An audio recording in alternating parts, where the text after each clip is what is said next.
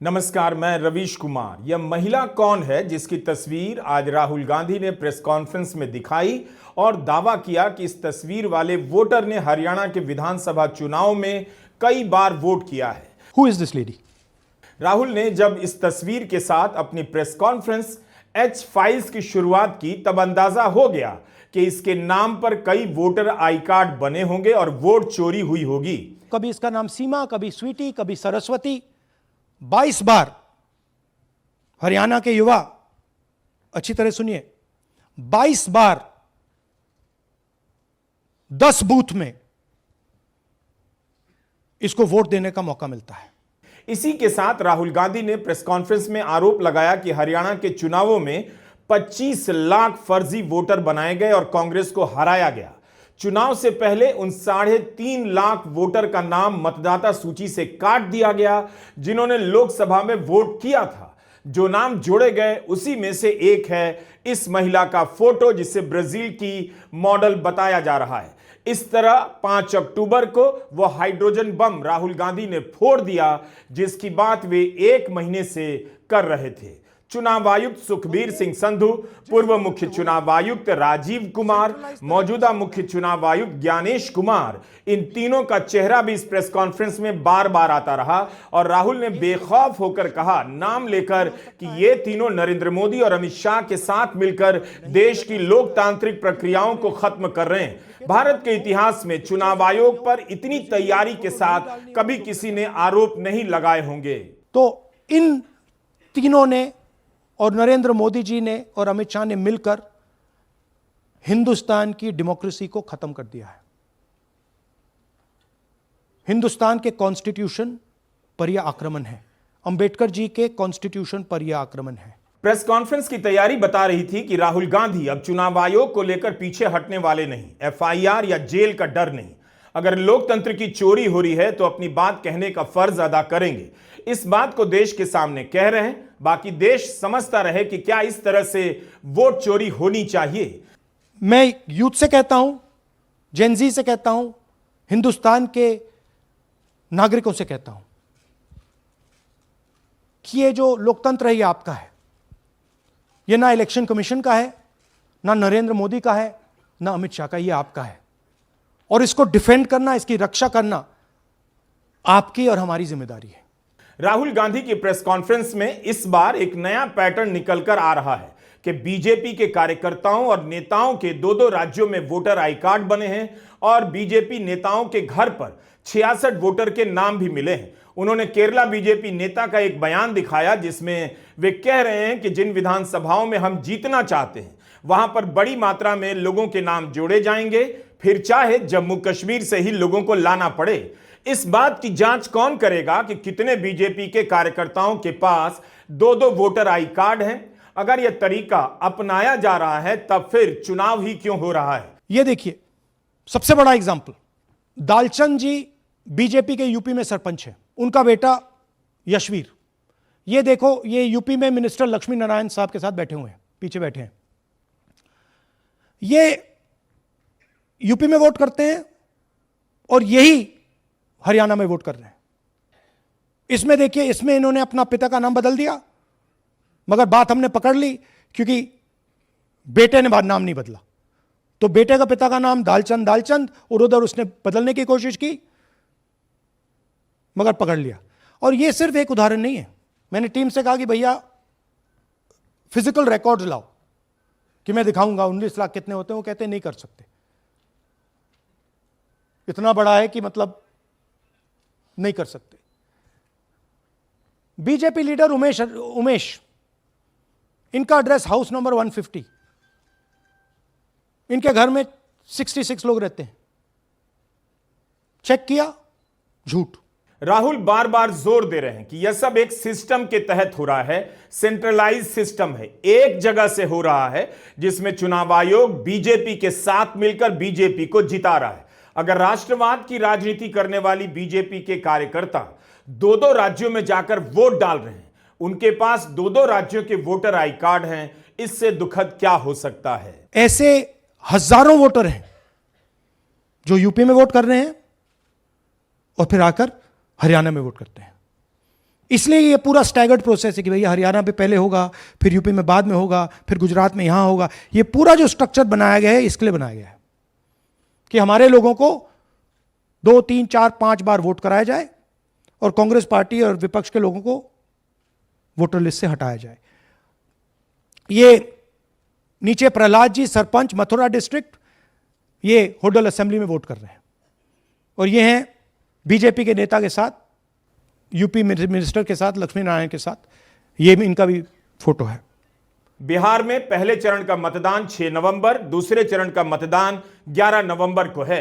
5 नवंबर को राहुल गांधी हरियाणा में वोट चोरी के मुद्दे को लेकर प्रेस कॉन्फ्रेंस करते हैं। उन्होंने जिस तैयारी के साथ अपनी बात रखी, उससे इस सवाल का जवाब मिल जाता है कि विपक्ष आखिर क्या करे। अगर वोट चोरी हो रही है तब फिर गांव गांव गली गली घूमकर क्या फायदा। इस ट्रॉली पर दस्तावेजों का अंबार ढोकर लाया गया और राहुल गांधी ने बताया कि एक बार नहीं बल्कि कई बार तथ्यों की जांच की गई है। हर तरफ से आश्वस्त होने के बाद ही प्रेस कॉन्फ्रेंस बुलाई गई है। इसके पहले घंटों, हफ्तों, महीनों इन दस्तावेजों का अध्ययन किया गया है। I must tell you, I struggle to believe it. I was in shock. I simply could not believe what I saw. I told the team that, listen, cross-check this, not from one source, cross-check it multiple times, again and again and again and again. And what you're seeing today is the result of that process. What we are saying, and we are absolutely going to prove it to you 100% using data. कायदे से इतने बड़े आरोपों के बाद चुनाव आयुक्तों को इस्तीफा दे देना चाहिए, खुद जांच बिठा देनी चाहिए। जरा उन्हें अपने आयोग का इतिहास भी देखना चाहिए। 1952 में कितना गरीब देश रहा होगा भारत। उस गरीब देश के सभी वयस्कों की मतदाता सूची तैयार कर ली गई। एक एक वोटर तक चुनाव आयोग पहुंच गया था। दुनिया हैरानी से देख रही थी भारत कर पाएगा या नहीं, लेकिन चुनाव आयोग ने असंभव काम करके दिखा दिया।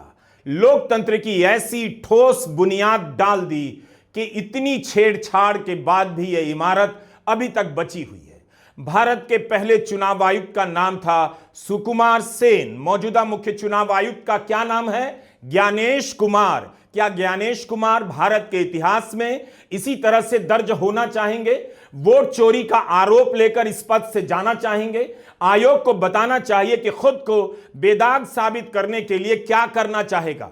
राहुल गांधी ने बताया कि हरियाणा विधानसभा के चुनावों में कांग्रेस और बीजेपी के बीच वोटों का अंतर करीब 1,08,000 ही रहा। 8 सीटों पर बीजेपी को कांग्रेस से 22,000 से अधिक वोट मिले और बीजेपी को बढ़त मिल गई।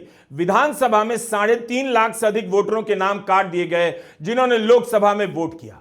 इस तरह हरियाणा के 2 करोड़ वोटर में से 25 लाख वोटर फर्जी हैं। इनमें से 5.25 लाख डुप्लीकेट वोटर हैं। 93,000 वोटर ऐसे हैं जिनका पता संदिग्ध है, जो बेघर हैं। तीसरी कैटेगरी है बल्क वोटर की, जैसे एक घर में 500 वोटर, तो ऐसे वोटर की संख्या 19 लाख है। कैसे हो सकती है? इस तरह से कुल 25 लाख वोटर ऐसे हैं जिन्हें फर्जी कहा गया। ब्राजील वाली मॉडल के बारे में राहुल गांधी ने कहा, उसकी तस्वीर का इस्तेमाल किसी बीएलओ की हरकत नहीं, बल्कि यह कहीं और से किया गया है। इससे क्या पता लगता है? इससे पता लगता है कि यह सेंट्रलाइज्ड ऑपरेशन है। क्यों? क्योंकि यह 10 बूथ में इसकी फोटो आती है। इसका मतलब यह बीएलओ का काम नहीं है, यह सेंटर से डेटाबेस में यह डाला गया है। ब्राजील की महिला 22 बार 10 बूथों में हरियाणा में वोट कर रही है।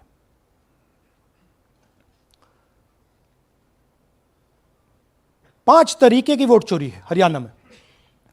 Duplicate voters 5 lakh, invalid addresses 90,000, तकरीबन 90,000, बल्क वोटर्स 19 लाख।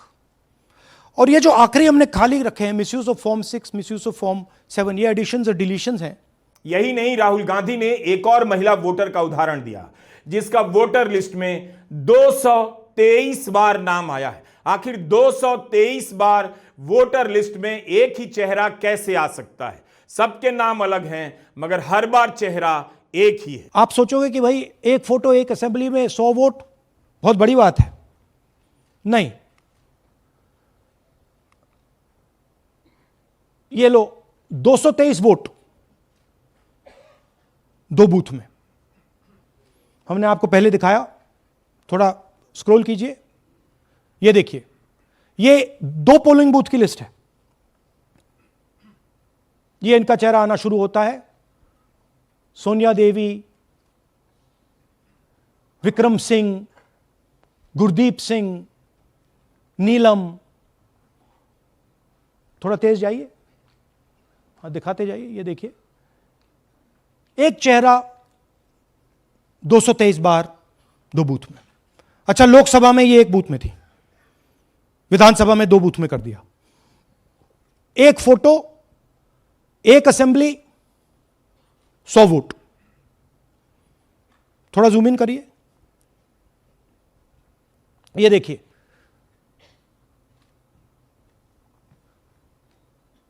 रेहाना, ये देखिए, अलग अलग नाम, सेम फोटोग्राफ। बेगम, सलीम खान,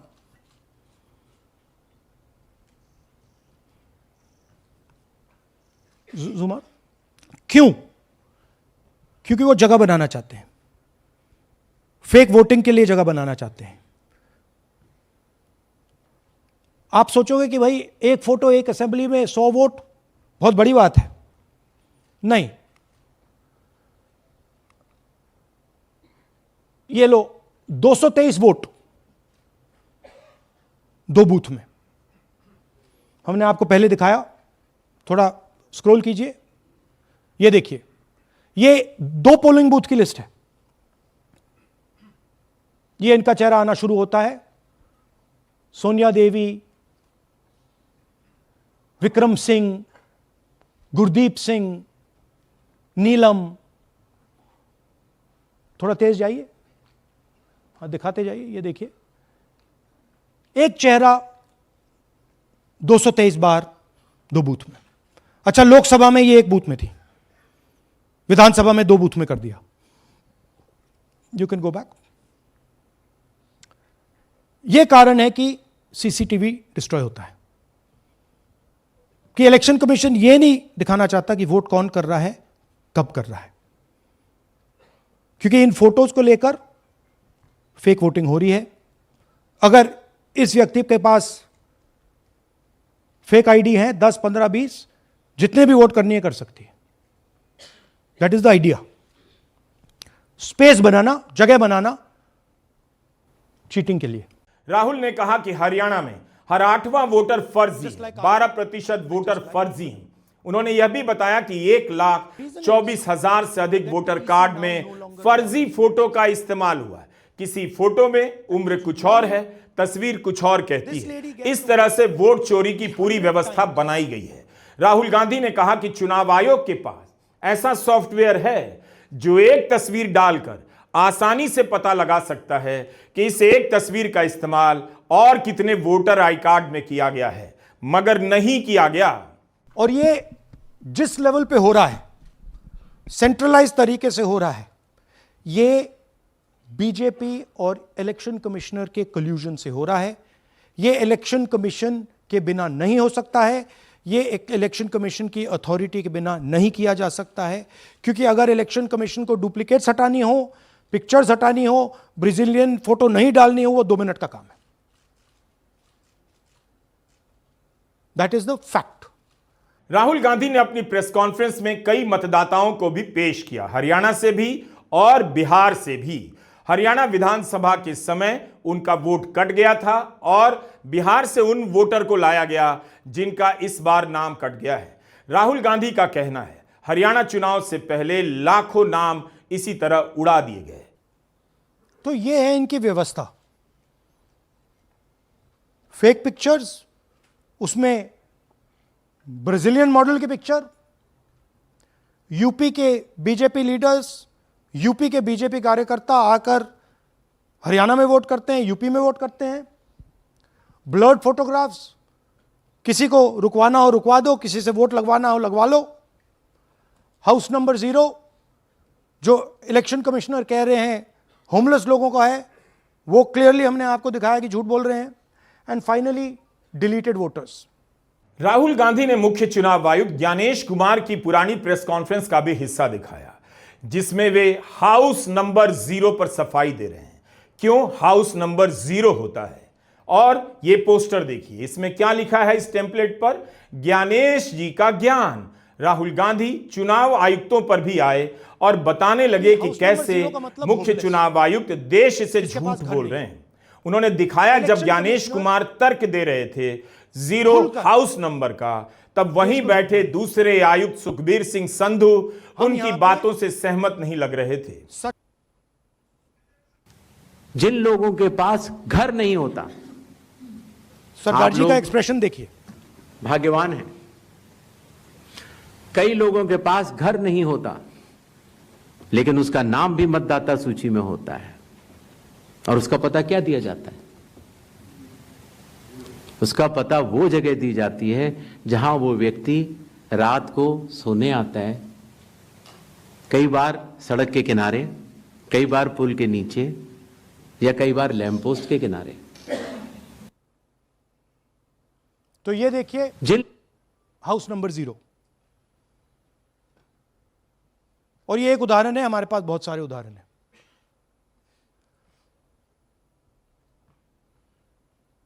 थोड़ा जूम इन कीजिए। नरेंद्र जी हैं ये इनका घर है। अब प्रॉब्लम क्या है, जब हाउस नंबर 0 होता है और अगर हम वोटर को चेक करना चाहते हैं तो तकरीबन इम्पॉसिबल है। हमने इनके गांव में किसी को भेजा, लोगों को भेजा, फोटो से वेरीफाई करना पड़ता है, ढूंढ कर ये है। उसके बाद फिजिकली हमने पता लगाया कि ये उसका घर है। ऐसे बहुत सारे उदाहरण हैं। मेरा घर छीन लिया, अब नरेंद्र का भी छीन रहे हैं, राइट? तो but this is a method, system है। वोटर आइडेंटिफाई ना हो, लोगों को पता ना लगे कि कौन वोट कर रहा है, कहां जा रहा है, कहां रहता है, अगर है या नहीं है। राहुल गांधी से पूछा गया कि अब क्या करेंगे, क्या वे सुप्रीम कोर्ट जाएंगे? यह सवाल अपने आप में बेतुका है। नेता प्रतिपक्ष ने हजारों लाखों पन्नों के दस्तावेजों के साथ अपनी बातों को सामने रखा है। अब उनसे पूछा जा रहा है वे क्या करेंगे। अगर चुनाव आयुक्त संज्ञान नहीं लेंगे, आयोग अपनी नैतिक जिम्मेदारी नहीं समझेगा, तब क्या यह जिम्मेदारी नेता प्रतिपक्ष की रह जाएगी? वे क्या करेंगे? राहुल गांधी से पूछा गया क्या आप सुप्रीम कोर्ट जाएंगे? उन्होंने कह दिया हम इसे बंद कमरे में नहीं कर रहे हैं, मीडिया के सामने पूरे देश के बीच आकर कह रहे हैं। हर किसी को पता है जो भी यहां किया जा रहा है उस पर बुनियादी रूप से सवाल उठाना बहुत मुश्किल है। Look, Supreme Court is watching. Supreme Court, the highest court in the country, is watching. Vote चोरी को लेकर राहुल गांधी ने 7 अगस्त को पहली प्रेस कॉन्फ्रेंस की, लेकिन आज की प्रेस कॉन्फ्रेंस और भी भयानक लगी। अगर इस तरह से वोटर लिस्ट बन रही है, कहीं का फोटो यूज हो रहा है, एक ही फोटो का कई बार इस्तेमाल हो रहा है, तब फिर चुनाव का क्या मतलब रह जाता है? तब तो आप कुछ भी कीजिए, रिजल्ट पहले से तय कर लीजिए और जो तय है उसी का प्रिंट कमांड दे दीजिए। राहुल गांधी ने कहा महाराष्ट्र, मध्य प्रदेश, छत्तीसगढ़ और हरियाणा की तरह यही सिस्टम बिहार में लागू होगा, लेकिन इतनी जल्दी बिहार के दस्तावेजों का अध्ययन संभव नहीं, क्योंकि वोटर लिस्ट एकदम आखिरी समय में दी जाती है। And I'm confident that after the Haryana elections, we will get the same records and we will show you that the same thing has happened in Haryana. You might, in Bihar. You might be asking, oh, but how come you didn't see these anomalies in the voter list? Because the voter list comes at the last minute. Because the voter list is given to us at the last minute before the elections. Rahul Gandhi की press conference के बाद BJP ने भी press conference की। इस बार अनुराग ठाकुर की जगह किरण रिजिजू आए, जो संसदीय कार्य मंत्री भी हैं। उन्होंने राहुल गांधी के लगाए आरोपों का ठोस जवाब नहीं दिया, बस यही कहा कि राहुल गांधी कहां जाते हैं, कब जाते हैं। उनके इस जवाब से, इन आरोपों से साफ हो गया कि वे राहुल गांधी को हल्का बताने आए थे, अगंभीर नेता बताने आए थे, उनके आरोपों का जवाब देने नहीं आए थे। अब चुनाव के समय वो विदेश जाता है, पार्लियामेंट चलते समय राहुल गांधी छुपके से कंबोडिया निकल जाता है, थाईलैंड निकल जाता है। बिहार में चुनाव प्रचार चल रहा है, वो कोलंबिया चले गए। तो वो विदेश जाते रहते हैं, तो उसको विदेश से जो उसको प्रेरणा मिलता है, उसको लेकर के उसके कुछ टीम है, वो क्या तैयारी करते हैं उनको दे देता है, फिर आपका समय को बर्बाद करते हैं। नेता प्रतिपक्ष सीरियस मुद्दे पे बात करना चाहिए, फजूल के बातें पे समय व्यर्थ नहीं करना चाहिए। ये मेरा उनको पहला सुझाव है। फर्जी वोटर कार्ड बन रहा है, 25 लाख फर्जी वोटर कार्ड। क्या यह सीरियस मुद्दा नहीं है? किरण रिजिजू क्या कहना चाहते हैं? वोट चोरी का मुद्दा अगर गंभीर नहीं है तो कौन सा मुद्दा गंभीर है? मूल बात है, राहुल गांधी ने फर्जी वोटर कार्ड को लेकर आरोप लगाए हैं। ब्राजील की मॉडल का फोटो हरियाणा के वोटर लिस्ट में कैसे आ गया? यूपी के बीजेपी के कार्यकर्ताओं और नेताओं के पास हरियाणा का वोटर आई कार्ड कैसे आ गया? हरियाणा बीजेपी के नेता के घर पर 66 वोटर के नाम कैसे दर्ज हैं? इसका जवाब यह कतई नहीं हो सकता कि राहुल गांधी कोलंबिया जाते हैं या कंबोडिया जाते हैं। लेकिन किरण रिजिजू ने साफ कर दिया, वे चुनाव आयोग की तरफ से जवाब देने नहीं आए। इलेक्शन कमीशन का बात मैं आपको नहीं कहूंगा, क्योंकि इलेक्शन कमीशन खुद ही कहेंगे। बीजेपी का नाम लिया है और बीजेपी का मुख्यमंत्री का एक क्लिप को चला के बोला है, इसलिए मैं उसको जवाब देना चाहता हूं। चुनाव आयोग की तरफ से सूत्रों के हवाले से जवाब आया है। इतने बड़े आरोपों का जवाब सूत्रों के हवाले से, इसका कोई मतलब नहीं। इसी तरह एसआईआर के पहले बिहार में सूत्रों के हवाले से घुसपैठिया होने का मामला उछाला गया। एसआईआर के बाद जब घुसपैठिया नहीं मिला, तब चुनाव आयोग ने खुली प्रेस कॉन्फ्रेंस में आकर सफाई नहीं दी कि वह सूत्र कौन था। इतने गंभीर आरोप पर चुनाव आयोग को कायदे से विस्तृत प्रेस कॉन्फ्रेंस करनी चाहिए थी। हरियाणा के मुख्य चुनाव अधिकारी ने ट्विटर पर लिखा है, इस जवाब में कई तथ्य दिए गए हैं, बीएलओ की संख्या बताई गई है, बूथों की संख्या बताई गई है। इनका क्या मतलब है? हरियाणा के मुख्य चुनाव अधिकारी ने कहा, जिस दौरान मतदाता सूची बन रही थी उस समय निर्वाचन अधिकारी के पास अपील फाइल नहीं हुई। सभी पार्टियों के 86,000 से अधिक पोलिंग एजेंट थे। मतदान के अगले दिन किसी भी उम्मीदवार ने आपत्ति दर्ज नहीं कराई। निर्वाचन अधिकारी ने कहा कि इस पर आगे डिटेल में जवाब देंगे, लेकिन जो जवाब अभी दिया गया वह कोई जवाब नहीं है, बचकाना जवाब है। राहुल गांधी ने तो कहा कि वोटर लिस्ट चुनाव से ठीक पहले दी जाती है। इतने कम समय में इसकी जांच नहीं हो सकती। मामला वोट चोरी का है, चोरी हो रही है। हर घोटाला उसी समय नहीं पकड़ा जाता जब हो रहा होता है। कई घोटाले बहुत समय बाद सामने आते हैं। वोट चोरी की समझ बिल्कुल नई नहीं है। अगर किसी ने आपत्ति दर्ज नहीं कराई तो क्या वोट चोरी जारी रहेगी? कायदे से चुनाव आयोग को जांच करनी चाहिए। यह आरोप मामूली नहीं कि डेडलाइन मिस हो गई तो हम जांच नहीं करेंगे। यह इतना जटिल मामला है कि किसी को पता नहीं चला होगा, तभी तो इसे चोरी का नाम दिया जा रहा है। चोरी का पता बाद में चलता है, तब भी वह चोरी होती है। अगर 25 लाख वोटर फर्जी हैं तो यह साधारण आरोप नहीं है। इसका इस बात से कोई संबंध नहीं कि राहुल गांधी कहां जाते हैं, प्रधानमंत्री मोदी कहां जाते हैं।